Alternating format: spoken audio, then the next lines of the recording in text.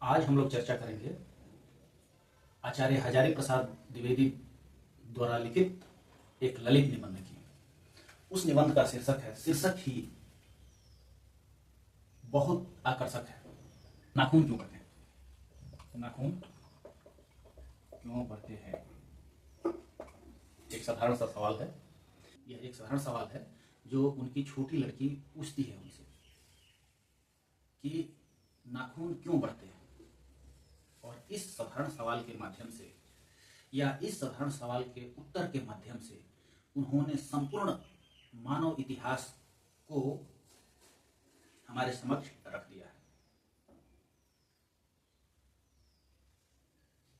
तो सबसे पहले जैसा कि हम लोग करते हैं लेखक परिचय।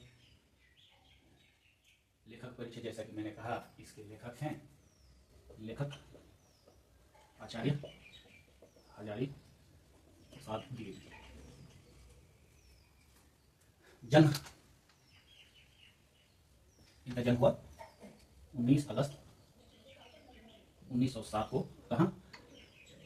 दुबे का गांव का नाम है, ये जो इनका गांव जहाँ इनका जन्म हुआ उसका नाम है दुबे का छपरा। दुबे का छपरा जो आता है बलिया जिला उत्तर प्रदेश में।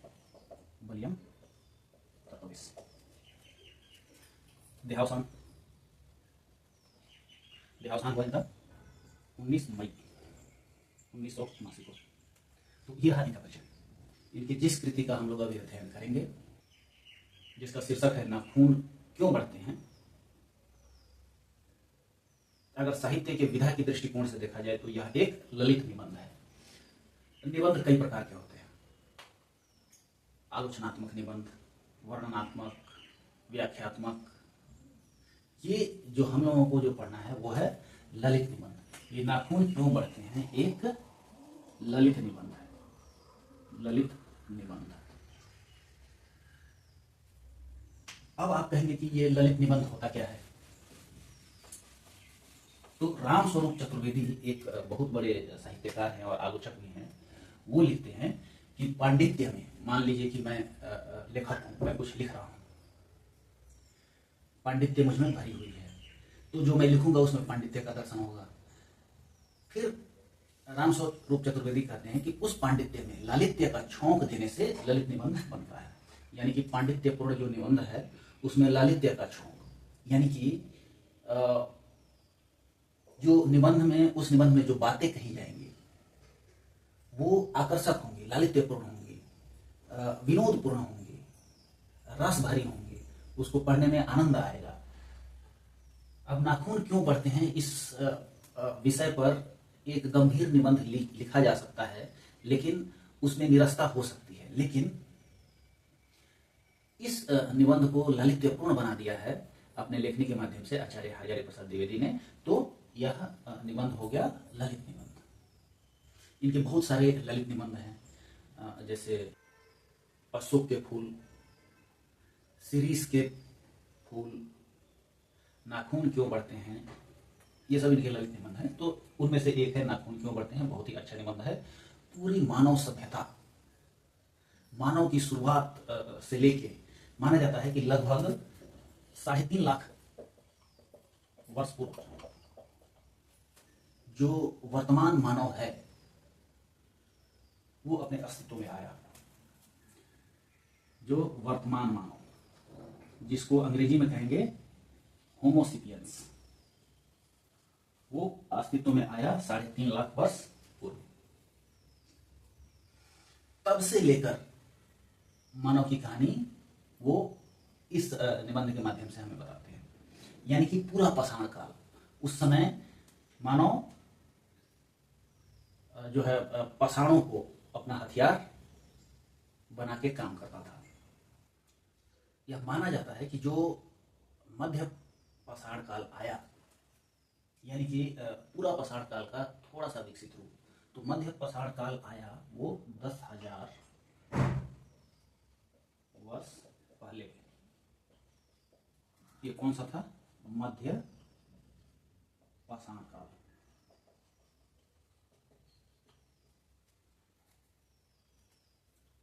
और जो नव पाषाण काल आया, अब ये मध्य पाषाण काल यानी कि जो मनुष्य जिन पत्थर के हथियारों का इस्तेमाल करता था वो कुछ और तीखे हो गए, उसमें उसमें उन मनुष्य ने कुछ और सुधार किया, तो मध्य पाषाण काल हो गया। फिर ये मध्य पाषाण काल चला लगभग 6000 वर्ष पहले तक चला नव पाषाण काल।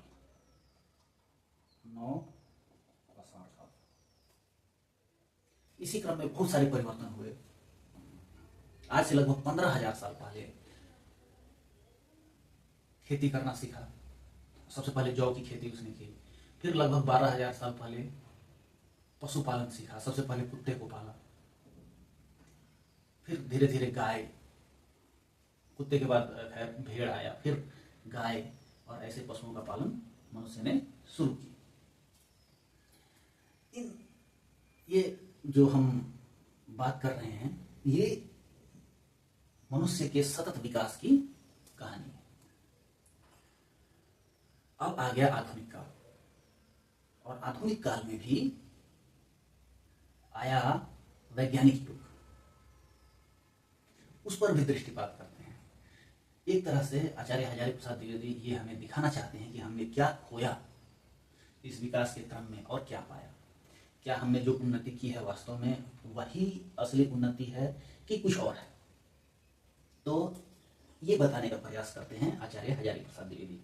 तो 6000 वर्ष पहले तक नव पाषाण काल था, उसके बाद लोहे का आविष्कार हुआ, और आगे महावीर आचार्य हजारी प्रसाद द्विवेदी लिखते हैं कि जब लोहे का आविष्कार हुआ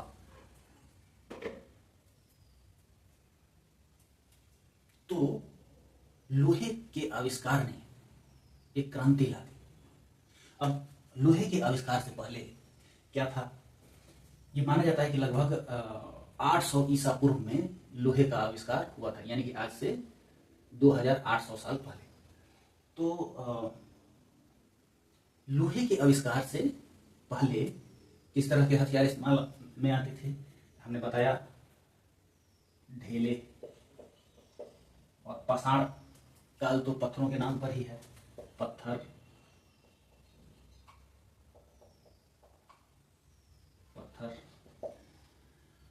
हड्डी,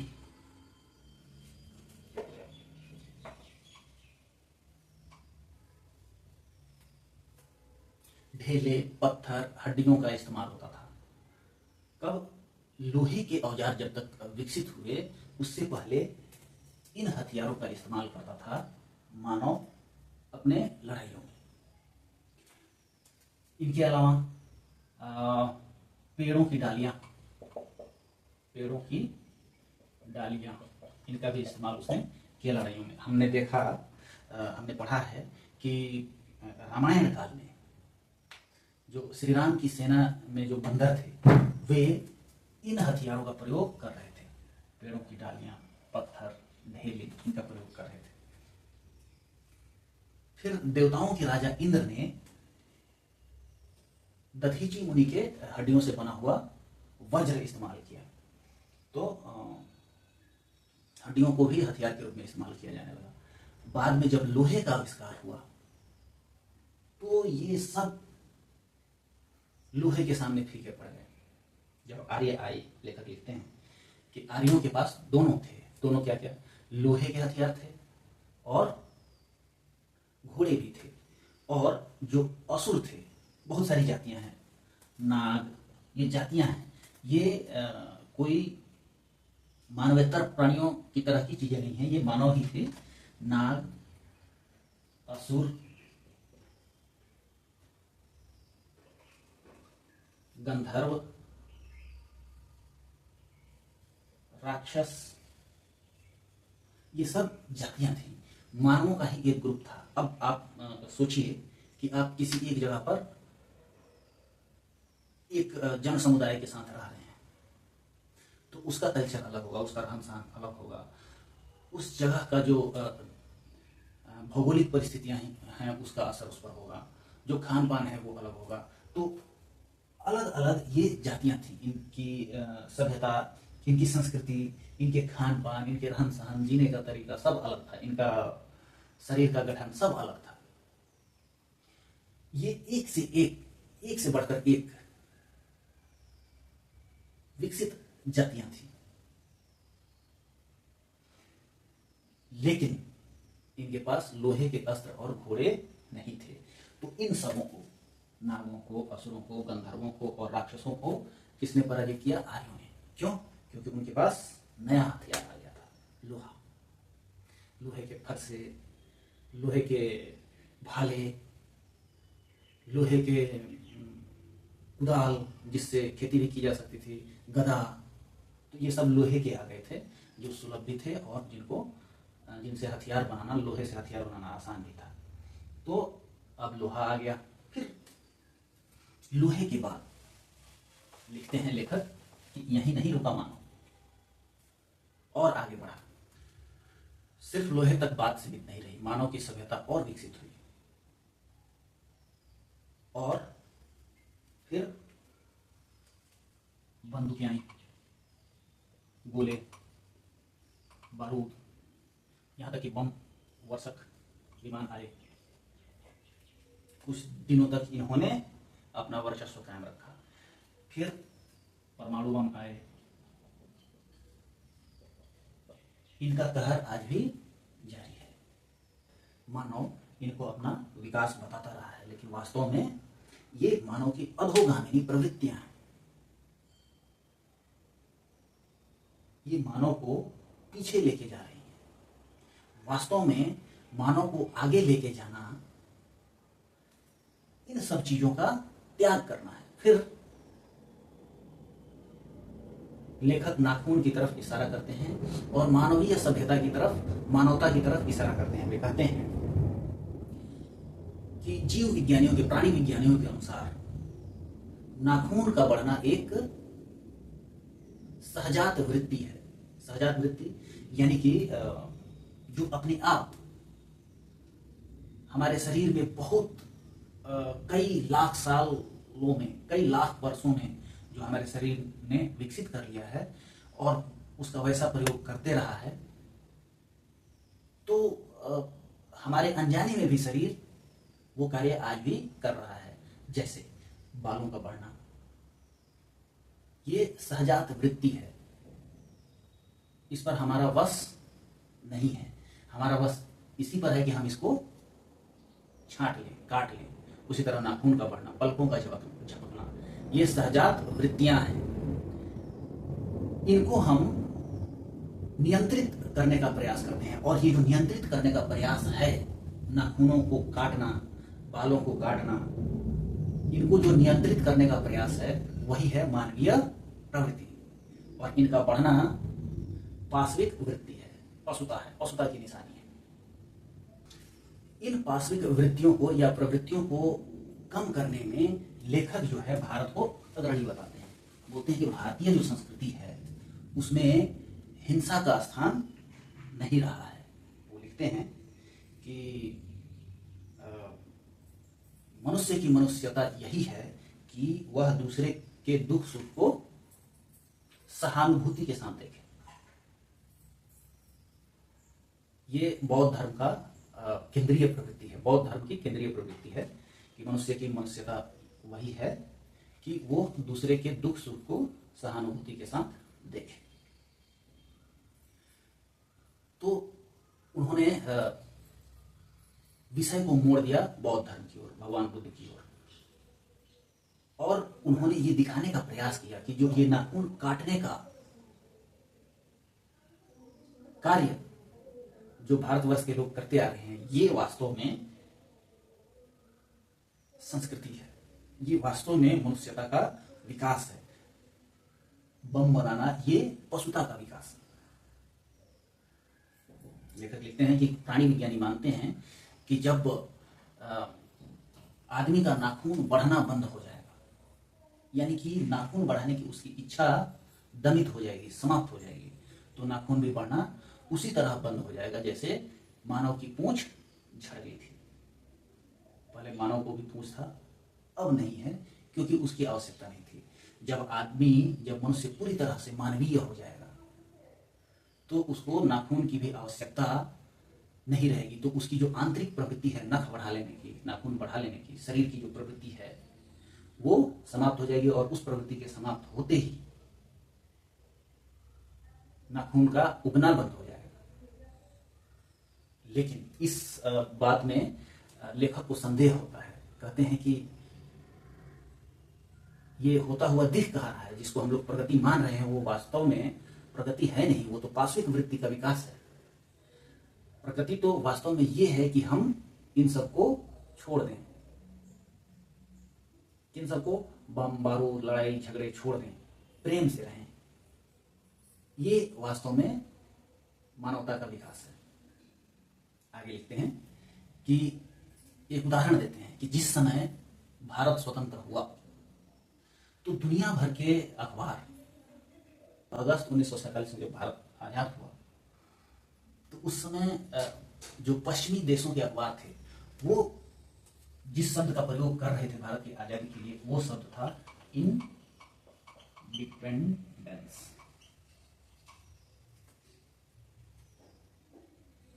लेकिन भारत में जिस शब्द का प्रयोग हो रहा था वो शब्द ये था, स्वाधीनता, इंडिपेंडेंस। अगर इसका शाब्दिक अर्थ देखें तो वो होगा अनधीनता, अनाधीनता, यानी कि किसी के अधीन नहीं। लेकिन स्वाधीनता का मतलब है कि इसमें स्व का बंधन है, हम किसी के अधीन नहीं हैं, दूसरे के अधीन नहीं है, लेकिन हमारा अपना बंधन अपने ऊपर है। तो लेखक के अनुसार ये जो है ये असली विकास है। ये तो उच्छृंखलता की तरह का एक प्रवृत्ति उत्पन्न करेगा आदमी में, जो किसी के भी अधीन नहीं है, तो इसलिए उच्छृंखल हो जाएगा। ये आदमी उच्छृंखल नहीं होगा। अंत में आचार्य हजारी प्रसाद जी लिखते हैं कि एक बूढ़ा था।